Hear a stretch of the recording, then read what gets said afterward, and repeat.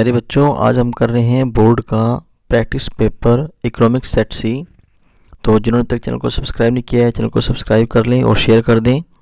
तो शुरू करते हैं।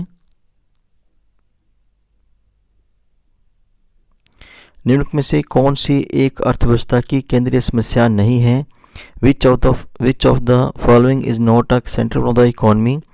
तो हम जानते हैं कि जो सेंट्रल प्रॉब्लम होती है वो होती है कि वस्तुओं का उत्पादन कैसे किया जाए, उत्पादन किसके लिए किया जाए और साधनों का पूर्ण प्रयोग कैसे हो। जो गरीबी और बेरोजगारी है वो केंद्रीय समस्या नहीं होती। तो आंसर आएगा डी। मांग वक्र के खिसकाव का अर्थ है कीमत में वृद्धि के कारण मांग में कमी, कीमत में कमी के कारण मांग में वृद्धि, कीमत में परिवर्तन के बिना मांग में परिवर्तन, इनमें से कोई नहीं।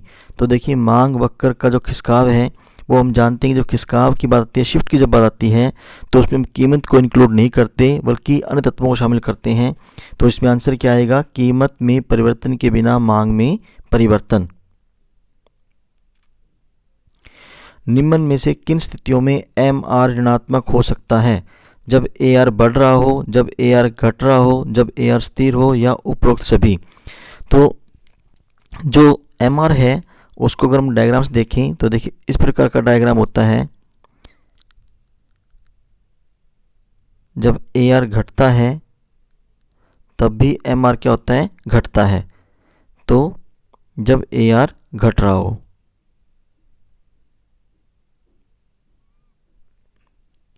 सम विच्छेद बिंदु पर फर्म की लाभ तथा हानि होती है। सम विच्छेद बिंदु या ब्रेक इवन पॉइंट वो पॉइंट होता है जहाँ पे प्रॉफिट और लॉस दोनों क्या होते हैं? बराबर होते हैं।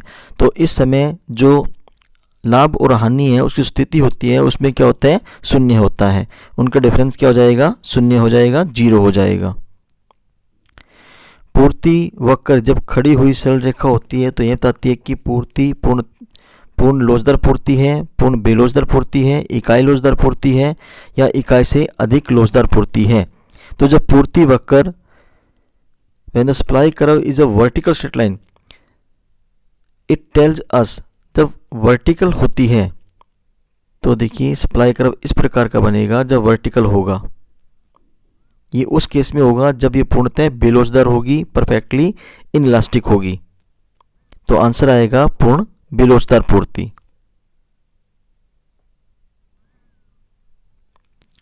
संपूर्ण अर्थव्यवस्था का अध्ययन कहलाता है। हम जानते हैं कि समष्टि अर्थशास्त्र होता है। मांग की कीमत लोच बराबर होती है minus P Q, P upon Q into delta Q upon delta P.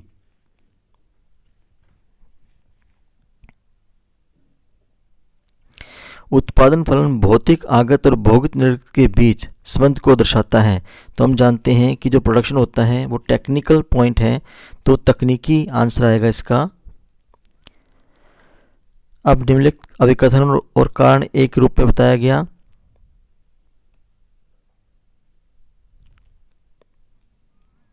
आपूर्ति एक प्रवाह अवधारणा है। किसी वस्तु के स्टॉक से तात्पर्य उस वस्तु की कुल मात्रा से है जो एक समय पर उत्पादक के पास उपलब्ध है। तो दोनों ही बातें सही हैं। ये स्टॉक भी है और हम स्टॉक की परिभाषा पहले कर चुके हैं। स्टॉक क्या होता है? एक पर्टिकुलर पॉइंट ऑफ टाइम पे जो मात्रा हमारे पास होती है, जो क्वांटिटी होती है उसको हम स्टॉक बोलते हैं। तो आंसर आएगा ए। बोथ असर्शन ए और reason are true and reason R is correct explanation of assertion A. जब बाजार में अधिक मांग होती है तो कीमत बढ़ने की प्रवृत्ति होती है। सरकार किसानों की आय को नियंत्रित करने के लिए अधिकतम कीमत तय करती है। इसमें अभिकथन ए तो सही है लेकिन आर क्या है? गलत है।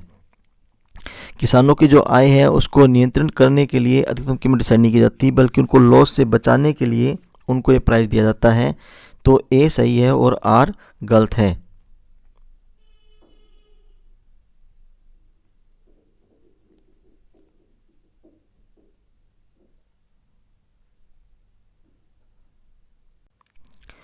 निम्नलिखित में से कौन सी प्रवाह चर है? उपभोग, धन, मुद्रा की मात्रा, या इनमें से कोई नहीं।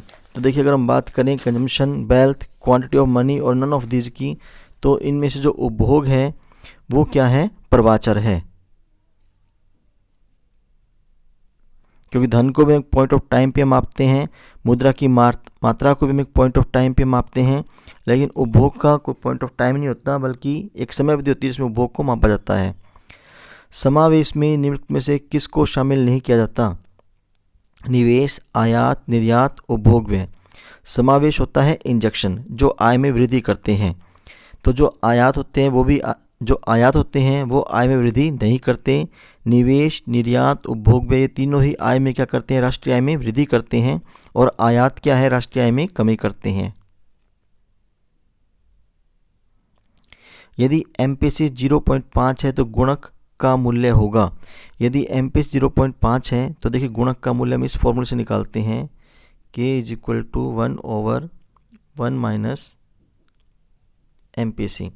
यहाँ पर अगर 0.5 मतलब 1/2 रखेंगे और 2 LCM आ जाएगा, 2 में से 1 जाएगा, 1 माइनस हो जाएगा तो 1/2 आएगा। तो K का मूल्य क्या हो जाएगा? 2 हो जाएगा। तो आंसर आएगा 2।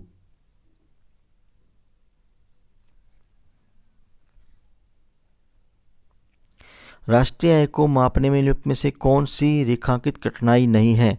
स्थिर कीमतें, कंपनियों की आय, दोहरी गणना, प्रतिफल सहित सेवाएं और विदेशी। तो जो स्थिर कीमतें हैं वो राष्ट्रीय आय में कोई कठिनाई नहीं है। इसमें स्थिर कीमतों राष्ट्रीय आय को हम मापते हैं।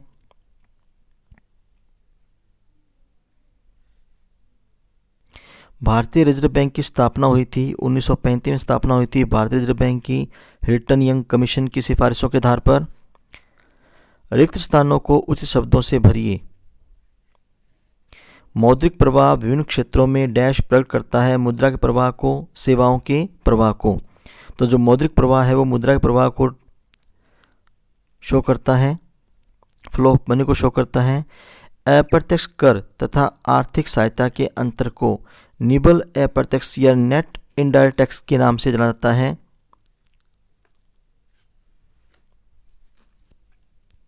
स्वचालित निवेश में डैश में परिवर्तन स्वतंत्र है।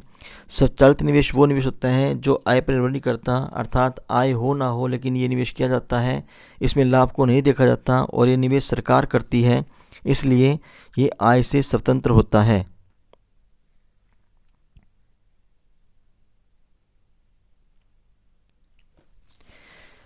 जब व्यापार संतुलन घाटे में होता है तो भुगतान संतुलन घाटे में नहीं होता। व्यापार संतुलन BOP खाते का ही एक हिस्सा है, ये बिल्कुल सही है, और जो आर है वो उसकी सही व्याख्या करता है। व्यापार संतुलन से बैलेंस ऑफ पेमेंट पे कोई इफेक्ट नहीं पड़ता। जरूर नहीं है कि जब व्यापार संतुलन घाटे में हो तो बैलेंस ऑफ पेमेंट भी घाटे में हो, क्योंकि व्यापार संतुलन बैलेंस ऑफ पेमेंट का ही एक हिस्सा होता है। तो दोनों पॉइंट सही हैं, ए भी सही है और आर उसकी सही व्याख्या करता है। विदेशों से प्राप्त साधन आय भारत की घरेलू साधन आय का हिस्सा नहीं है, यह भारत की घरेलू सीमा में उत्पन्न नहीं होती। इसमें जो विदेशों से प्राप्त साधन आय है वो भारत की घरेलू साधन आय का हिस्सा नहीं है। अभिकथन ए और आर दोनों ही सही हैं, और जो आर है वो अभिकथन ए की सही व्याख्या करता है। यह भारत की घरेलू सीमा में उत्पन्न नहीं होती।